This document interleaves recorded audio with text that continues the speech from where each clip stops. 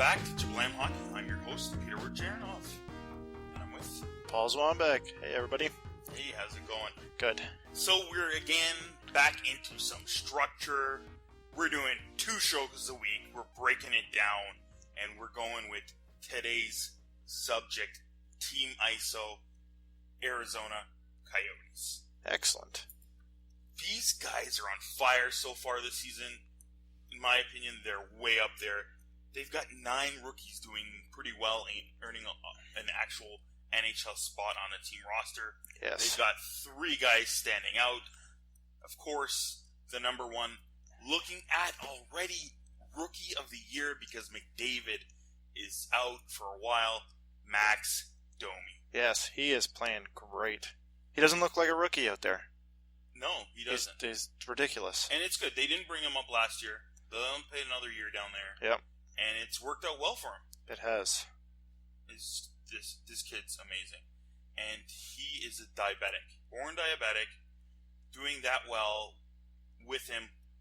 This is good for people in the diabetic community. They can see a pro athlete playing at the top of the game, even at his age, this well. Other rookies on the team doing well. Anthony Duclair, Tobias Reeder. They all got 10 points or more, leading this Arizona club. It's amazing. Yeah, Duclair coming from New York Rangers with the Keith Yandel trade. Perfect. Great pickup. It was a good deal because Domi and Duclair already know each other playing junior hockey. Yeah. So they played World Juniors and played well together. Yeah, so they already got that built-in chemistry. That was good. Took out Yandel, the old vet, and bring in Duclair. Yeah, and some other and they're not even playing together right now. So this is good. They see time together on the ice, so I can't say they're not playing together. But right now, Hansel is playing in the middle of Reeder, and Duclair, and Domi's playing with Vermette and Bodker. Their top 2 lines are playing really well. Yeah, they're playing really well. So they could slow down. I projected them as like almost a bottom 3 team. I didn't see this coming at all. No. So many rookies coming in. These 3 guys playing that well. Even, I think, I checked it out, Hansel has never been this good at all. He's over a point per game clip right now. He's averaged in his whole career almost about just over a half a game. Half a point a game player. Yep. So this, even Bodker's playing out of his skates right now. Yep. Doan has got that leadership role. He carries that team's morality. He's keeping those kids in line. He's teaching them how to play. He's shown, that he could be that leader even on Team Canada. Yeah. And in the playoffs when they were just a couple seasons ago. How many more years do you think he's got in him? Not too many, though. Yeah, 2? Yeah. I'd say 2. It's about there, but they've got a guy like Domi that can already fill his shooting. Yeah. So that's good for that team. They are currently just above 500, 2 games above, second in the Pacific. They've won 3 in the last 4, so they're not like slowing down right now. No. Do you see them in that top 3, at least in the Pacific, by the end of the season? If Mike Smith plays the way he's been playing, he could carry the team. He hasn't been playing that well. It's mostly Lindback that has been playing well tonight. He was playing these games lately. Looks good. His save percentage is excellent. I think they're going to play him a little bit more because Smith hasn't been that good, in my opinion, from what I've been seeing, at least in the stats. I've been watching too much. And he's a reliable backup, so why not play your backup? Yeah. So you think they're going to keep that top 3 spot? I don't think they'll keep top 3, no. Yeah. I don't even think they'll be in the wild card. Yeah. I know last week I said 4 different teams will be in the wild card, but I don't think... Not them. No. I still think they're not going to make the playoffs. No. They probably won't be a bottom 5 team, but they're just going to miss that playoff. Yeah. There's no way these veterans can keep that team up, or these rookies can hold it together for a whole 82-game season. Yeah. So, what else do they got? They got some prospects coming up. Their farm teams, their prospects are playing in the OHL. All of them are lighting it up. They drafted Dylan Strome 3rd overall this past draft in 2015. He should make... He's looking good right now, I hear. Yes. 9 goals, 25 assists, and 16 games played. That's 34 points in 16 games played. Wow. That's almost 2 points a game. Playing for the Erie Otters. That's amazing. Yes. And he's playing with Alex DeBrincat. We'll get to him a little bit later. Teaser. Brendan Pierlini playing with the Niagara Ice Dogs. Not having as good of a year. He should be higher in the points. Only 16 points in 17 games played. He was drafted 2014, their first round pick, 12th overall. He should also make for World Juniors. This year. Nice. There's going to be a lot of Coyotes on the World Juniors this year. There always seems to kind of be. Yeah, so, because they're always picking top 5, top 10. So those guys they're bound to have a good turnaround. Yep. Okay. Ryan McInnes, saw him playing Kitchener the other couple weeks ago. He is very good. He's Al McInnes' son. Okay. 15 goals, 13 assists, 28 points. He's a center. Pretty much all these guys. Ryan McInnes' son playing center? Yeah. Man, I missed that shot from the point, though. I hope he's got that at least in his skill set. Yeah, he's more of a scorer. He's 9th in OHL scoring this year. All right. 28 points in 20 games played. That's over a point per game as well. Another centerman, Nick Merkley, Kelowna Rockets. 51st in WHL scoring. He was a first-round pick this past year, their 30th overall pick. That was probably from the trade. Yep, he's over a point per game as well. It's crazy. Over a point per game and you're 51st in WHL scoring. Unbelievable. Wow. Playing for the Kelowna Rockets, who they're a decent team. They're not as good as they were last year. Okay. But they're decent. Kid that I was looking through all their prospect rosters, and Connor Garland. Ever heard of him? No. First in QMJHL scoring. See, he's kind of like the Connor Brown kind of... Yeah, QMJHL is so... Nobody pays attention to him. That too. It's unbelievable. This kid's got 43 points in 19 games played. Woo! Whoa! Unbelievable. Plus 17. Great. He's an American kid, right? Yes, he is an American kid. He was invited to the U.S. National Junior Evaluation, so somebody knew about him. Yeah. Round 5 drafted. Wow. This past year. 123rd overall. And he's first in QMJHL scoring. Crazy. That is pretty crazy. Yeah. He's a bit of a powerhouse, too. He's got some fight into him. Yeah. Whoops. So they don't have that many rookies, but it does seem like they do. They've only got about 5-6 rookies on the team, but they're still making a huge impact. Yeah.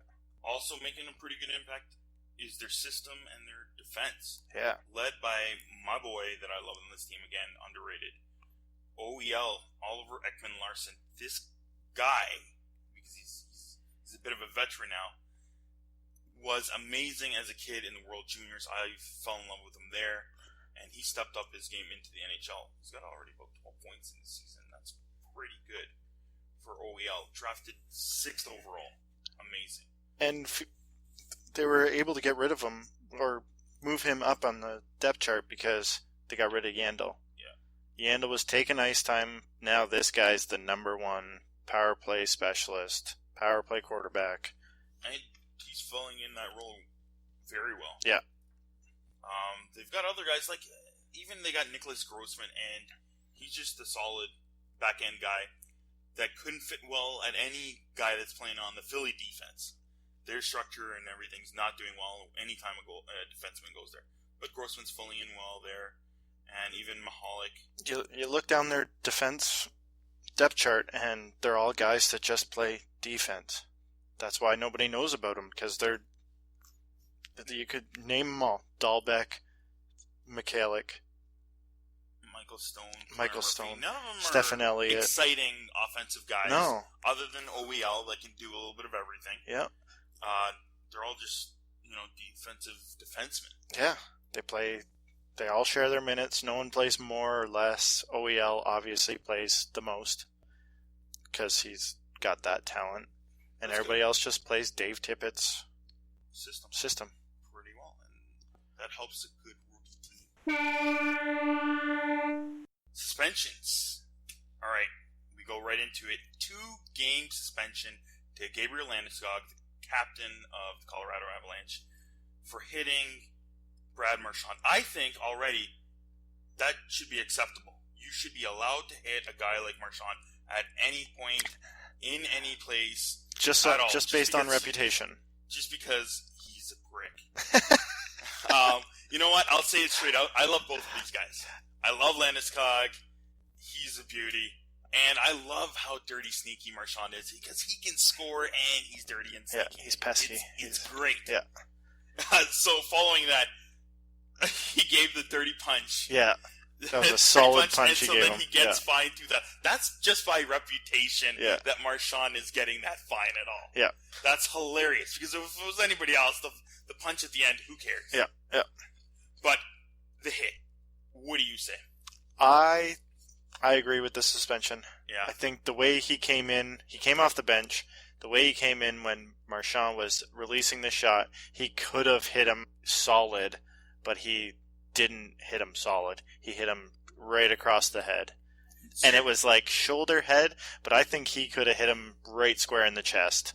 I think he went for square in the chest. They're saying in the video, the angle of approach. How, at that speed and that quickness, how is he supposed to change the angle of approach ever so slightly to 5 degrees, slightly to the left, to get more of the body? In my opinion, his shoulder is still going to the chest. He didn't raise, he didn't live off his feet. He wasn't, fully charging, jumping, lifting, anything like that. He's going for the body. He's going through chest. But the head sticks out a little bit, so he gets body and face. Yeah, but I think he could have, when he came across on Marchand, I think he could have hit him more square in his body rather than... So because at that angle that Marchand is sitting, you want him to go right through the shoulder then? Yep. Because then, in and my just opinion, blow him up that like... could be worse, the way he goes down. Because I think in mindset of an NHL player, they're going for the crest, the logo. Yep. And if you're going like through the shoulder, that's not the way the hit's going to go down. No, but the reason why he was suspended, he hit his head. If he's going for the chest, shoulder, it's going to hurt Marchand more. I still think it but they're like trying to get the hit of the head out of the game. It still seemed like he got more of the chest. He got the head as well, but he got more of the chest, and there's a whiplash reaction of the head. Yeah. And it's hard to say with the whole, injury. He didn't really get an injury. It looked like he might have, but he didn't. No. But in the video that they released for NHL.com, they said it was based on history. He was already suspended once. He wasn't. He was fined once. He was never suspended. Okay. And that's the other thing to me.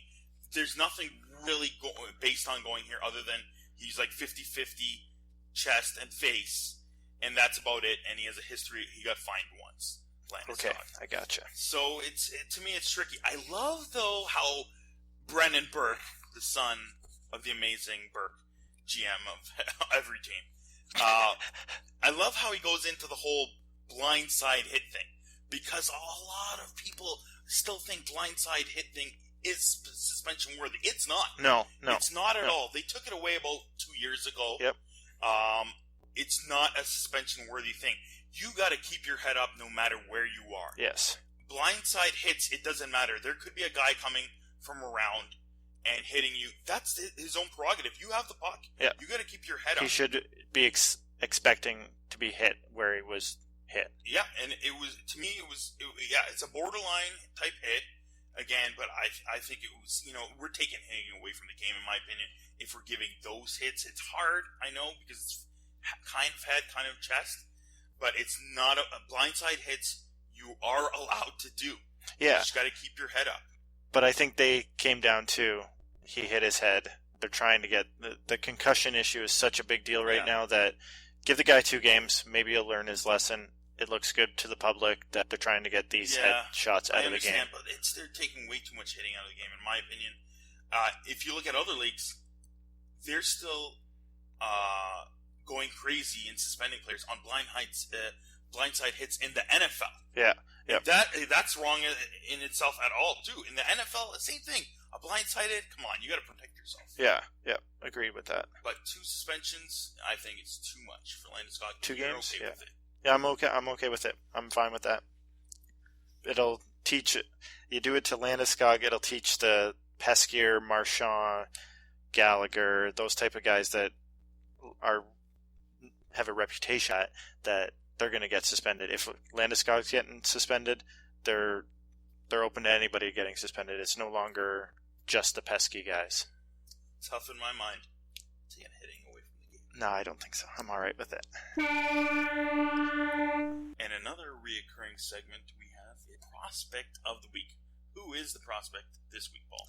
Alex DeBrincat from the Erie Otters of the OHL Hockey League. He is first in OHL scoring. And he's going to be drafted this year. He is draft eligible 2016, so at the end of this year. That's pretty good. Projected late in the first. Yep. And his stock is rising. Yes.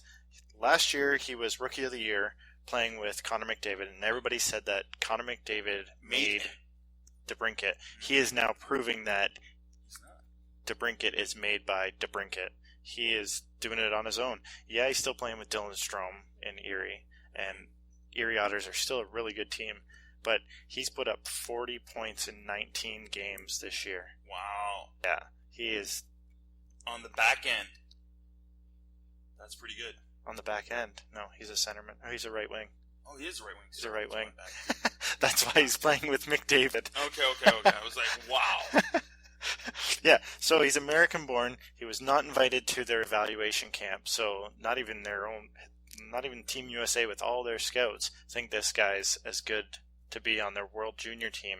I think he's playing his way onto the World Juniors. If he's not there the end of December for the tournament, they've made a huge mistake. This kid is good. For the U.S., yeah. He should be on that team. He should be. Sounds good. Yeah. So, Prospect of the Week, Alex DeBrincat, Erie Otters. So, a buddy was telling me the other day, Kadri is Gronk. Who's going to have more TD/goals by the end of the season? And he's like, hey, Gronk. And then we were talking about this like even 3-4 weeks ago. And I'm like, Kadri has to be Gronk. Yeah, you would think you have to score goals. Has to be Gronk. And I'm like, I'll take that back. You know what? I don't like Kadri. But he's playing first line minutes. He's playing with JVR. He's playing first power play line minutes. He's got to get at least 15 or 16. Gronk's killing it. Gronk is Gronk. How many TDs does Gronk already have right now? He's got 8. 8. So he's on pace for about 16? 16, yeah. Oh, man. Kadri's got 1. He's on pace for 5? I'm going to take that. I'll take that wager. I'll take Gronk. You'll take Gronk? I think Gronk will get more touchdowns. Like my buddy. Especially Patriots are banged up right now. Tom Brady needs Gronk to win games. Yeah, a couple of weeks ago I was all for Kadri. I'm going to still go with Kadri. He's got to pick it up. He's at a 1% shooting clip right now. Yeah, but his shooting percentage has never been very good. It hasn't, but he's still at least, I think he's at like 75 shots already. He's shooting a lot. And he still does go to those dirty areas pretty well. He's missing that totally. He's totally flubbing on them. He doesn't have the touch right now. He's going to find it. He's got to find it. Okay, you're talking about shooting percentage. Last 5 years. Yes. Okay? What's his highest shooting percentage to end a year? What do you think it is? Highest? You got to think it's at least like the highest. Wow. 17? Well, that's pretty high. Let's put it this way. League average is usually around 15. Yeah. So I would think his highest would be 17. He does shoot a lot. He does perimeter shoot. But he goes to the dirty areas as well, and he shoots too. He's just not getting clicking right now. So half of what you just picked. That was his best. 8.6 shooting percentage is his best for a year. Are you ready? This year, 1.4%. Yes. Yeah. Last year, 2.9%. Year before that, 2.8%. 8.6%, 0.3%. I knew I didn't like that guy. He shoots. That's what it is. He shoots a lot, but he doesn't put the puck in the back of the net. He's got skills to deke.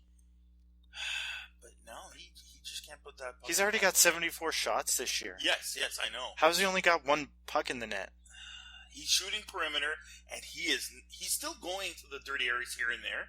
He's totally flubbing on them, though. And he is not hitting them on the net, or he's just tipping them barely, really soft right in the crease. So that's crazy. I'm taking the Gronk side. I'll take that bet. I gotta say, I maybe Gronk might slow down. No. He might not hit 16. So maybe Kadri can just get to 16, 15, and then he'll hit it. He's got to pick it up. Hopefully for the Leafs' sake, for fun and entertainment watching these games, he's got to put some in the back of the net. He's still going to get the power play minutes. Nobody's going to take his spot on this roster. No. So it's going to go up. How much? We'll have to wait and see. But I'm hoping for more, and you're expecting less. Yeah. Let's go Patriots. Oh, I can't believe I just said that. Gross. Well, that's going to end this week's show. I'm your host, Peter Borjanov. Again, you can catch me on Twitter at Russian98. And you can catch me at my last name, Zwambag, Zwambag. Thanks for listening, guys. And we'll catch you again next week with some more fantasy pickups, ups and downs. Perfect. Excellent. Bye.